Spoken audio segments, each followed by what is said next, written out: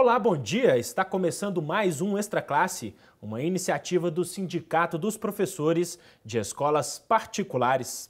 O programa de hoje traz uma entrevista sobre o legado de Hugo Chávez e o futuro da Venezuela. A morte do presidente venezuelano levou milhões de pessoas às ruas de Caracas, numa clara demonstração de popularidade dos seus ideais.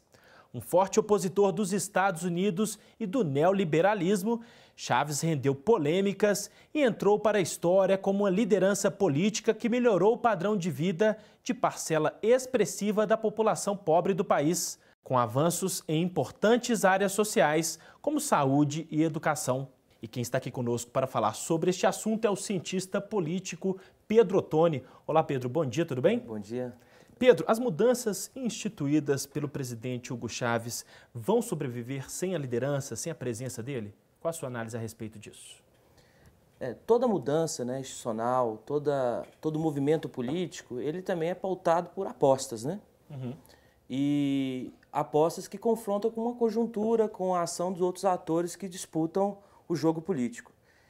Nesse momento onde a política do governo, uma comoção social grande, e uma força, inclusive, do sucessor, o Nicolás Maduro, ele tem plena capacidade de continuar um próximo governo avançando o processo de institucionalização da Revolução Bolivariana, alcançar, inclusive, um avanço que o Chávez não pôde nesse final de mandato, início desse novo mandato agora, porque estava doente. Ele tem condição de fazer avançar as reformas, enfim, inclusive atacar de uma maneira mais frontal os interesses dos setores conservadores, aproveitar esse momento político. Agora, Pedro, o que foi esse modelo bolivariano que ele tanto defendeu, ou chamado socialismo do século XXI? Enfim, a primeira questão é que é um modelo em construção, Uma definição apressada levaria a dizer, não, é uma forma de socialismo implementada na Venezuela. Mas, na verdade, ele é uma construção política, um arranjo político, que Hugo Chávez foi uma liderança disso, mas teve apoio de intelectuais, de longa atuação na Venezuela, que resgatou elementos do pensamento de Simão Bolívar, principalmente em relação à construção da soberania nacional, apoiado numa perspectiva de um projeto soberano para a América Latina.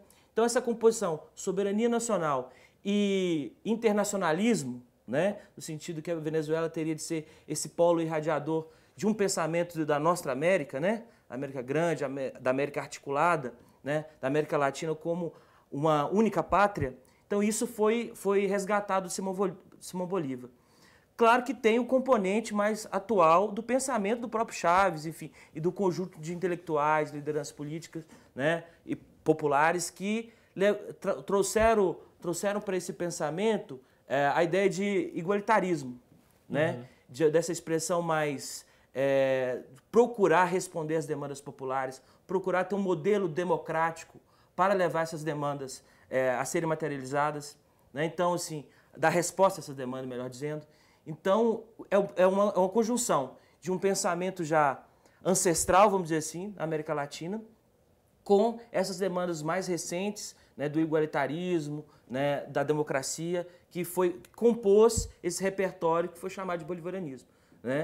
E que seria uma expressão, segundo Chávez, do socialismo do século XXI, que, na verdade, é uma forma de articular um pensamento e disputar a hegemonia desse pensamento, numa situação, num contexto internacional, onde o socialismo está muito desgastado, a ideia de socialismo. Sim. E muito atacado. Está desgastado porque está atacado, não porque ele perdeu vigência.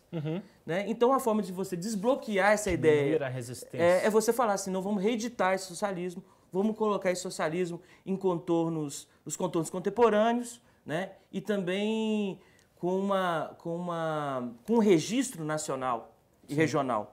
Agora, Pedro, na sua avaliação, por quais razões, por qual motivo o Chávez incomodou tanto as elites locais e de fora da Venezuela também? Um outro aspecto importante, a maior parte da mídia sempre se incomodou muito, e setores também reacionários, da política brasileira, latino-americana, se incomodou muito com a retórica do Chávez, né? Mas, na verdade, esse não é a principal discussão. A discussão é quais os interesses econômicos que o Chávez contrariou, né? E a Venezuela é uma economia de enclave, uma economia que é estruturada sobre a produção de petróleo, né? Depende disso. E durante a maior parte do século XX. Então, quando você tem um único produto como produto-chave de uma economia, você cria toda uma elite, né, em torno desse principal produto. No caso do Brasil, por exemplo, nós temos uma elite agrária, que durante muito tempo se organizou a partir do monopólio da terra, né? No caso da Venezuela, é o petróleo, né?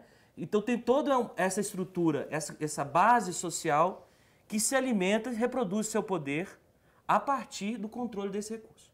E tinha a PDVSA, tem, né? A PDVSA era, ao mesmo tempo, pública e não pública, porque tinha uns setores ali que simplesmente privatizaram de maneira informal a própria empresa e controlava esses recursos e tinha uma relação direta com os Estados Unidos, com os interesses das petroleiras, enfim, tudo mais.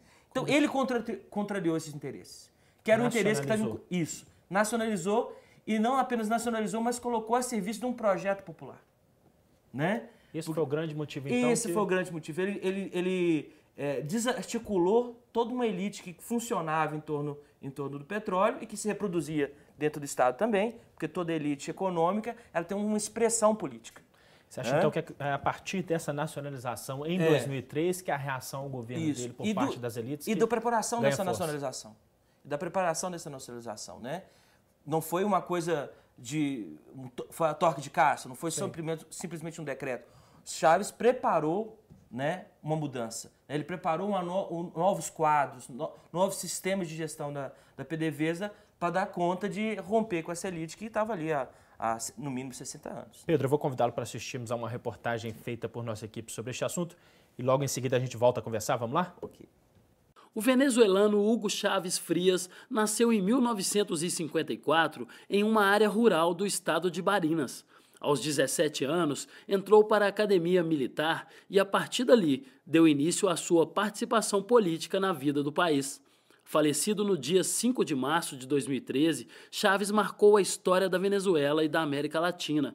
Em reconhecimento ao seu trabalho, o povo ocupou as ruas em diversas homenagens. Los que mueren por la vida no pueden llamarse muertos. Y a partir de este momento es prohibido llorarlos. Que se callen los redobles en todos los campanarios. La revolución continuará en Venezuela porque todos queremos la revolución. Estamos Maduro y Maduro que esté seguro que nuestro voto es para él. Y si y después de los 6 años hay que reelegir a Maduro, lo reelegimos. Y 6, y 12, y 18 y todo lo que venga. Pero la revolución continuará. Eso ténganlo seguro, latinoamericano, suramericano, norteamericano, afrodescendiente, europeo, que Venezuela seguirá con la revolución. Chávez desapareció, bueno, no se puede decir que desapareció. Chávez se convirtió en todos nosotros. Chávez somos 8 millones. Chávez nunca desapareció. Chávez está aquí en nosotros, en Latinoamérica, en el mundo. Usted no vio que vinieron todos esos presidentes para acá, dando el lema, yo soy Chávez.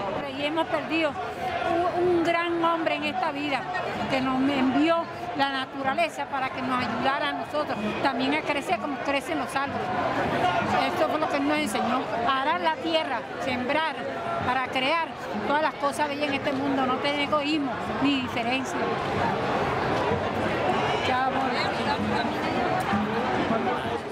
Um dos presidentes mais influentes do início do século XXI, Chávez criou o bolivarianismo, ideologia baseada nos princípios revolucionários, sociais, humanistas e igualitários de Simón Bolívar.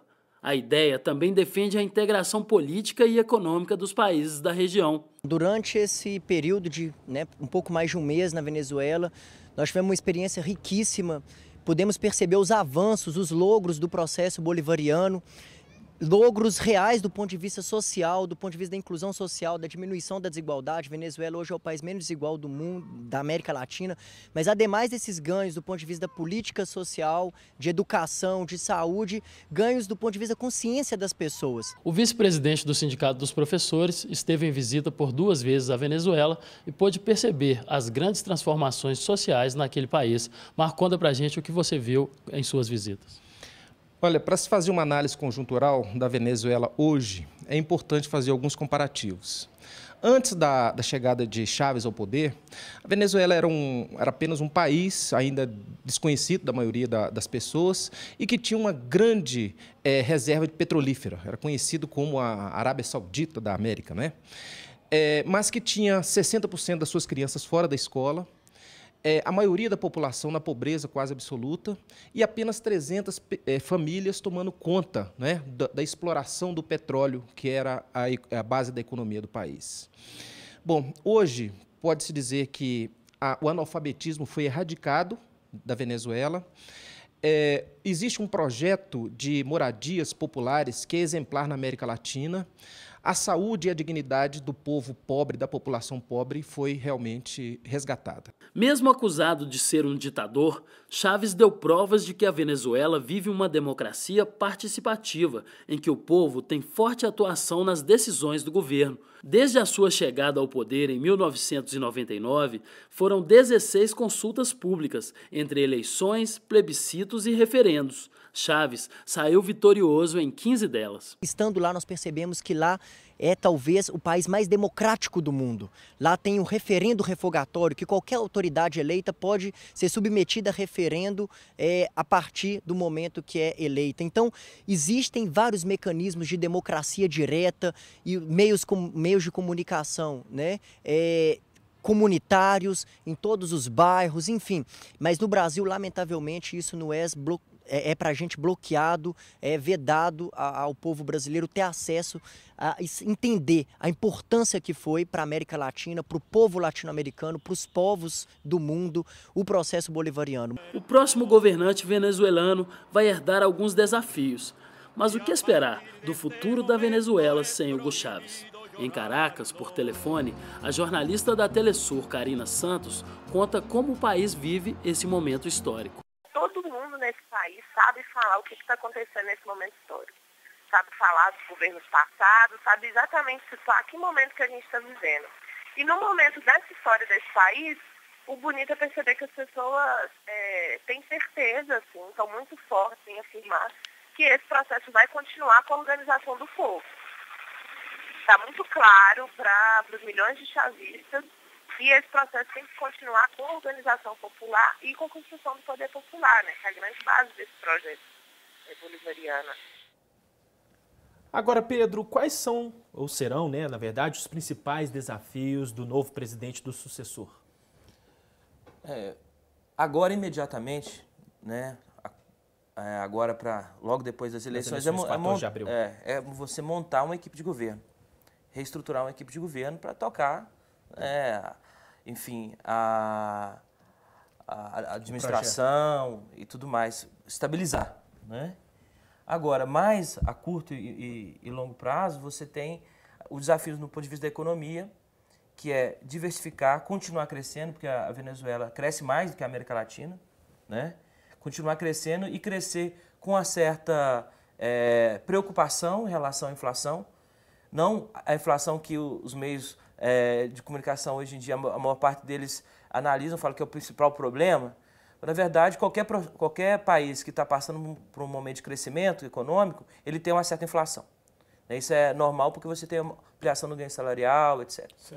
Né? Você não pode descuidar para que isso se torne uma bola de neve e acontecer o pior dos casos, que é a inflação sem crescimento, né? Que aí você gera uma crise grande. Então, tem de ter uma preocupação em relação a isso, eles têm consciência desse problema, né? Então seriam um dos desafios grandes.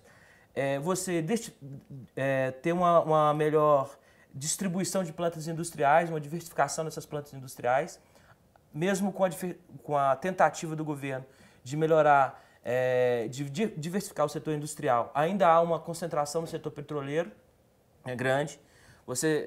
A Venezuela ainda é muito recuada na questão da metalurgia, na questão de bens intermediários, depende muito da importação para isso. Então, é um processo a longo prazo, né? A gente aqui não pode ficar ditando regra, porque também é um desafio que é um desafio de décadas. Sim. É um desafio que você consegue romper agora, né? A China, para resolver esse problema, ela teve de passar por 50 anos, né, de concentração industrial para poder conseguir chegar ao que chegou hoje. Então, um país com condições muito piores em termos de ponto de arrancada, que nem a Venezuela, vai ter que se preocupar com isso mais a longo prazo, né?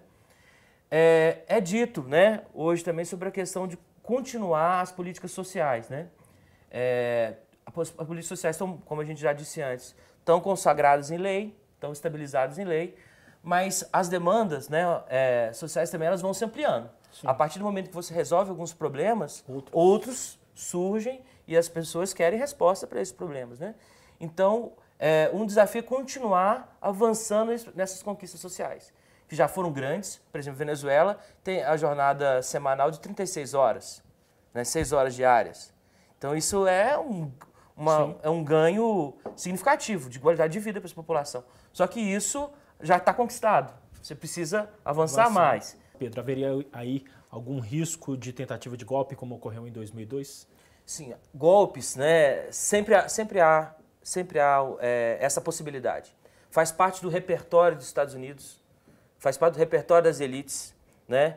E em 2002 ficou claro que essa oposição não era nada democrática. Ela poderia usar de expedientes brutais, ditatoriais, para poder implantar, na verdade, retomar os seus interesses dentro do Estado. Então, seria uma infantilidade tirar essa possibilidade da conjuntura. Não, essa possibilidade existe, né? Como existe em vários outros países, como ocorreu recentemente, inclusive em Honduras, aconteceu no Haiti, aconteceu na própria Venezuela, aconteceu no Paraguai, né? Enfim, então esse tem de estar dentro do quadro de preocupações.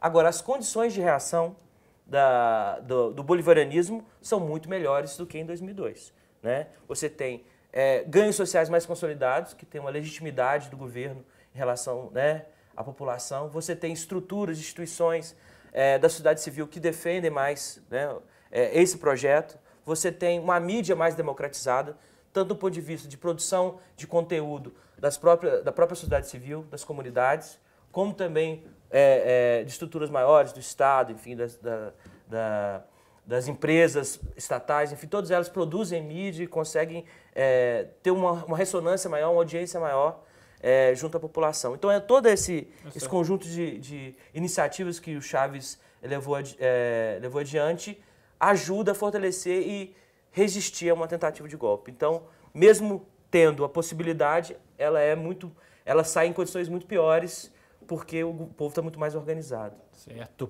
Pedro Ottoni, agradeço a participação. Muito obrigado. E a gentileza da entrevista aqui para a Extra Classe. Muito obrigado, foi uma satisfação estar com vocês. Confira agora a agenda da semana.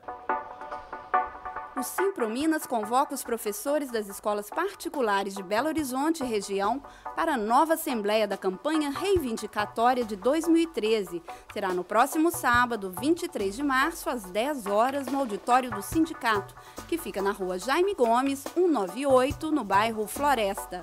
Participe e contribua para garantir melhores salários e condições de trabalho. Informações em www.simprominas.org.br. A gente fica por aqui, mas para saber mais sobre o Sindicato dos Professores, é só visitar o nosso site.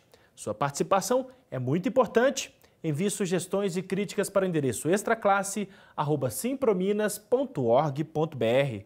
Um grande abraço e até a próxima semana.